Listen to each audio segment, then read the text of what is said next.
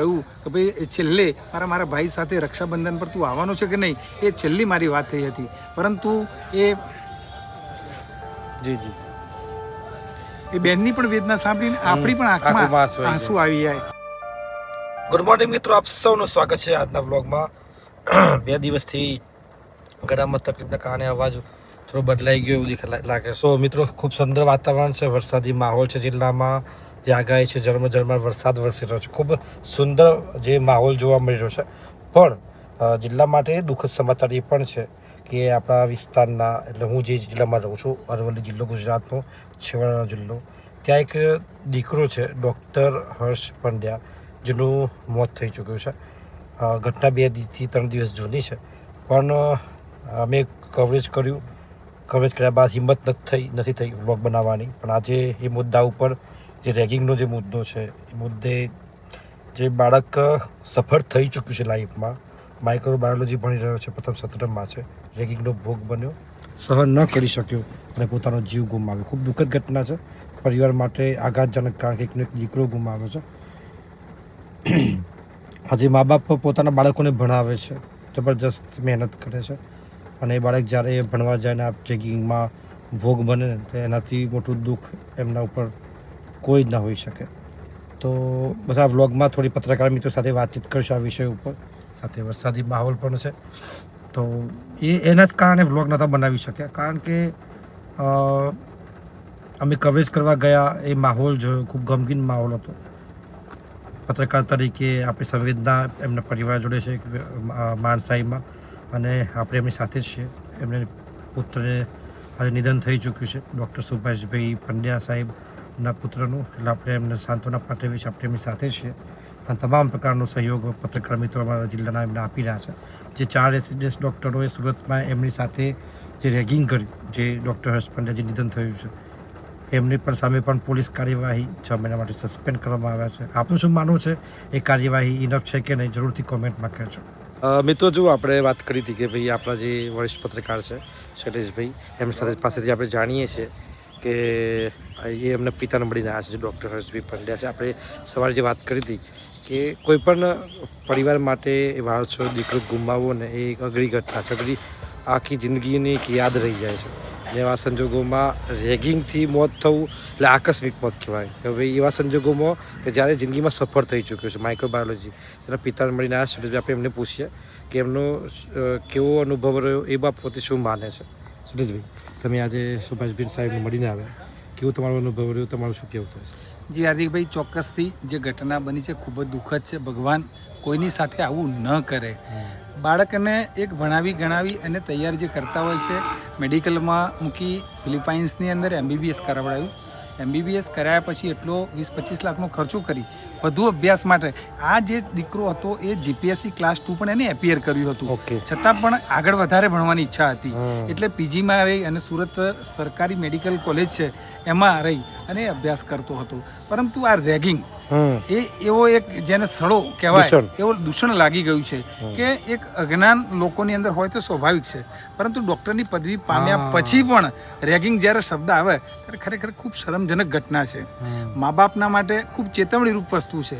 સૌથી મોટી વસ્તુ એ છે કે બીક ભાગવાનું એકમાત્ર બહાનું છે, પરંતુ ક્રૂર રીતે રેગિંગ કરવામાં આવે છે. કોઈ પણ માણસને મરવું હોય ને સાહેબ, છેલ્લી ઘડી સુધી ક્યાંક અગ્નિમાં આપણે કરતા હોઈએ કે પાણીમાં પડ્યા હોઈએ ને, તો બચવા માટેનો યથાર્થ પ્રયત્ન આપણે કરતા હોઈએ છીએ. જ્યારે જીવનનું બલિદાન આપવું એ માણસને કેટલું લાગી આવ્યું હશે, કેવા પ્રકારનું રેગિંગ.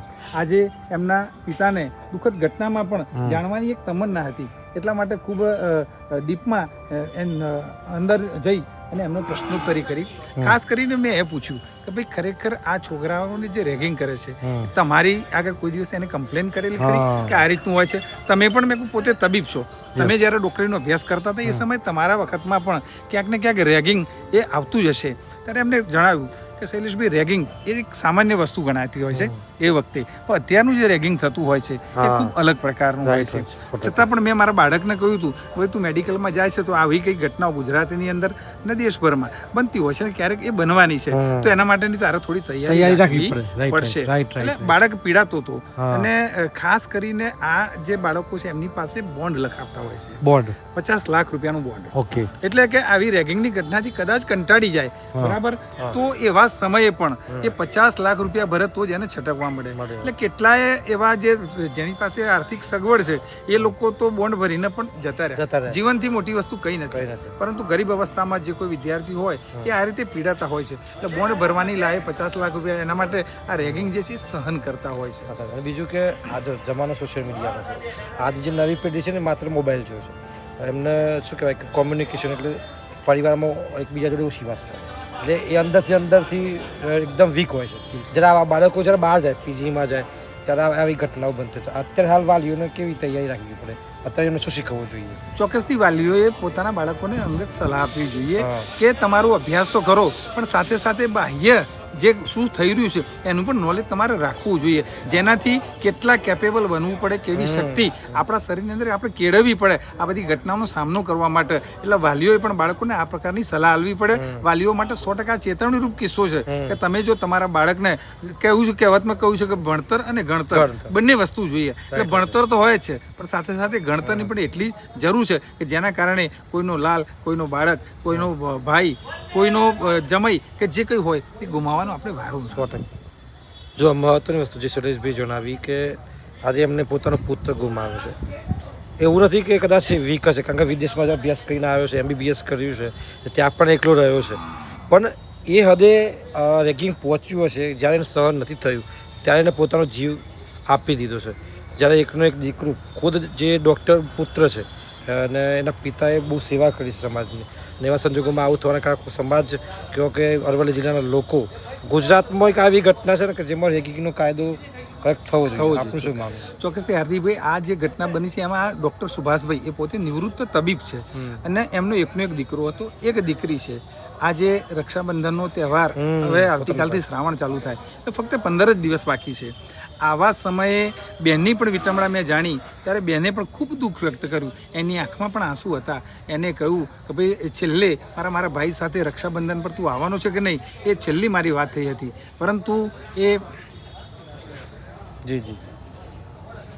બેનની પણ વેદના સાંભળીને આપણી પણ આંખમાં આંસુ આવી જાય કે ખરેખર ભગવાન કોઈની સાથે આવું ન કરે. અને બેનને પૂછ્યું કે ભાઈ તમે શું સજા આપવા માંગો છો? જ્યાં 4 સિનિયર તબીબોને જે ફરિયાદ કરી છે ત્યારે એમને પણ જણાવ્યું કે આ 4 જે તબીબો છે એમની ક્યારેય ક્લિનિક ન હોવી જોઈએ, એમની ડિગ્રી પર લાલ લીટી લાગવી જોઈએ કે મારો ભાઈ તો ગયો, પણ જેટલા હાલ મેડિકલમાં અભ્યાસ કરી રહ્યા છે એ તમામ મારા ભાઈઓ છે, કોઈને પણ આ પ્રકારનું ભોગ ન બનવું. આવા જે લોકો છે જેને રેગિંગ કર્યું છે એવા લોકો જો લોકો પાસે જશે, લોકોની દવાઓ કરશે, તો આવા લોકો કેવી રીતે સમાજમાં વચ્ચે જઈ શકશે? એટલે એ પ્રકારની કાર્યવાહી થવી જોઈએ. સુરેશભાઈ, આપનો ખૂબ ખૂબ આભાર.